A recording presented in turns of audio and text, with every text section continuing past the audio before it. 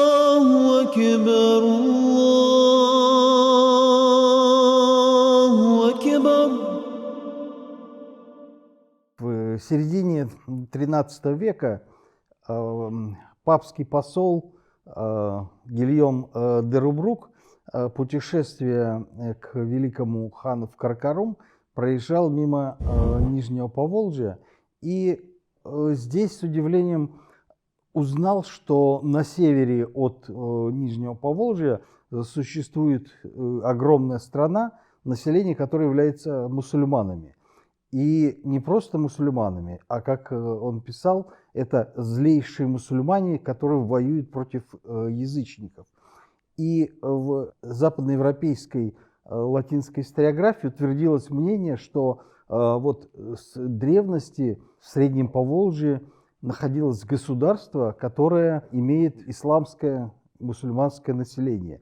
И это вызвало большое удивление у тогдашних жителей Западной Европы и стало предметом таких пересудов, вплоть до того, что какой же дьявол пригнал сюда мусульман. Этот вопрос, который так беспокоил людей, грамотных в Западной Европе в средние века, остался не менее дискуссионным и в новое время. В отечественной историографии сложилось много разных мнений о причинах проникновения ислама так далеко на север.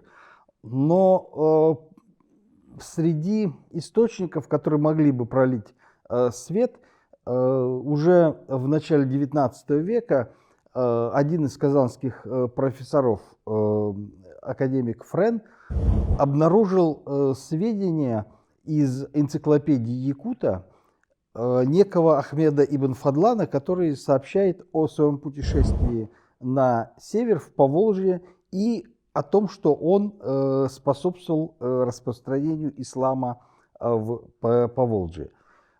Это сведение было довольно кратким, но тем не менее оно стало важной вехой для понимания времени распространения ислама в Поволжье.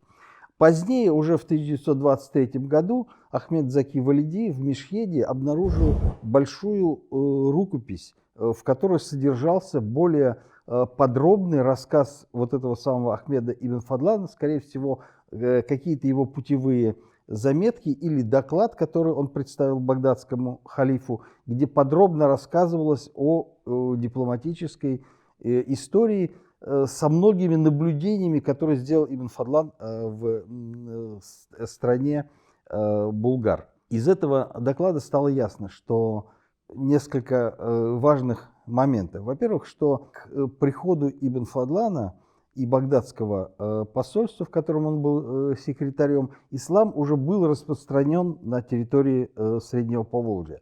Он упоминает, что там живут 500 человек в деревянных домах, и у них есть своя мечеть и муэдзин. Он упоминает, что в ставке правителя булгар Алмуша совершается намаз и призыв к молитве, и даже пишет, что значительная группа его свиты была мусульманами, и описывает даже погребение этих самых мусульман, говоря о том, что они при погребении делают небольшую такую пещерку, ляхт для умершего, что как раз было характерно для средневекового погребения мусульман. Таким образом, с одной стороны, мы видим приход посольства, которое декларирует, что оно распространяет ислам, а с другой стороны, получается, что ислам уже был распространен достаточно широко и давно. Тем не менее, утвердилось представление о том, что приход именно этого посольства способствовал принятию ислама и стал основой для того, чтобы отмечать 1100 лет принятия ислама в России. Надо отметить, что здесь некоторая происходит путаница, связанная с тем, что ислам, несомненно, был распространен уже на рубеже IX-X веков. И, как мы видим из тех же записок Ибн Фадлана, Сам он был мусульманином, и в основном люди его приближенные, гвардия, они тоже были мусульманами. Но приход багдадского посольства совершил определенный прорыв. Дело в том, что он раскрыл вот эту самую дипломатическую блокаду. Он способствовал дипломатическому признанию Булгарии как мусульманского государства. И вот это стало важным шагом, который открыл всему миру страну северного ислама, показал, что исламская вера распространена далеко на севере, и вот булгары являются проводниками веры в далеком краю на границе моря мраков, но вообще какая-то очень мифологическая страна.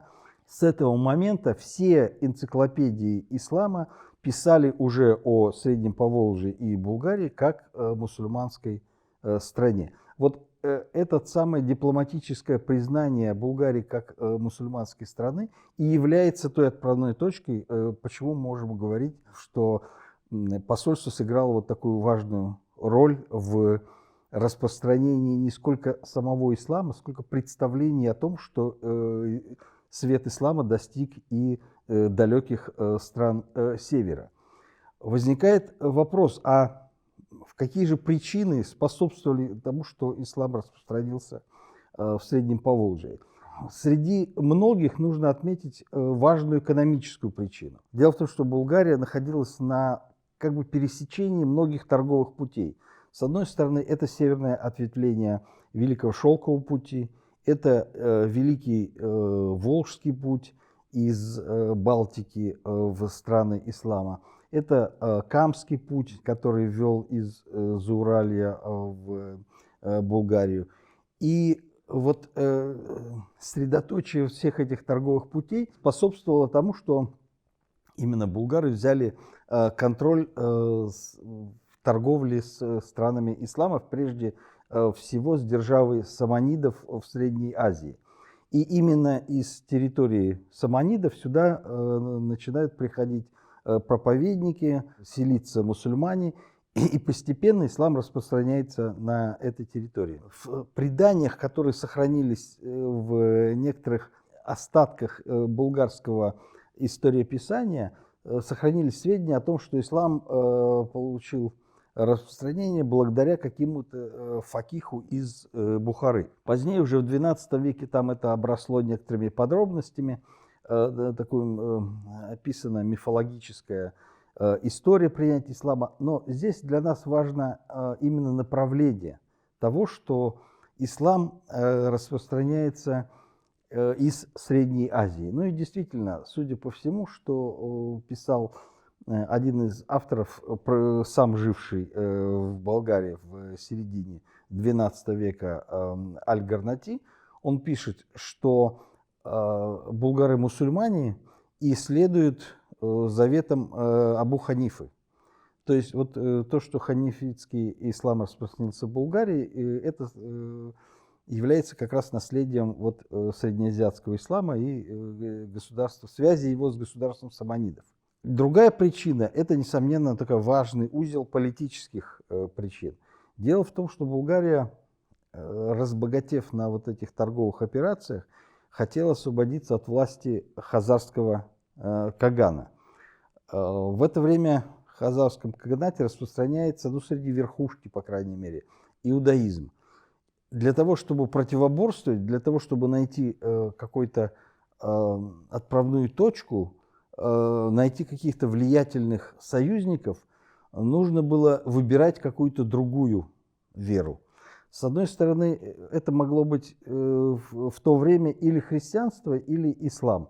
Ну, христианство в лице Византии, которые были, собственно, союзниками хазар и были довольно далеко, очевидно, ну, считалось, что не очень актуально. А вот арабский мир, исламский мир, очевидно, выглядел более привлекательным с точки зрения политических амбиций правителей Булгарии. Именно поэтому они затевают такой амбициозный проект, который внезапно нашел отклик в Багдаде, и для чего было организовано вот это самое посольстве. В результате, вот, хотя ислам не получил распространения именно того толка шафиитского, который был распространен в Багдаде, но вот дипломатическое признание Булгария получила. Ну и третья, очевидно, не менее важной причиной являлось то, что ислам являлся очень интегрирующей религией. А для того, чтобы новое объединенное государство смогло не просто силой оружия объединить все племена, но и легитимизировать свою власть. С помощью староязыческой веры это было сделать невозможно. И ислам сыграл вот эту интегрирующую роль, дав новую легитимацию правителям Булгарии, став основой для государственной веры и основой для последующего распространения ее в качестве государственной религии.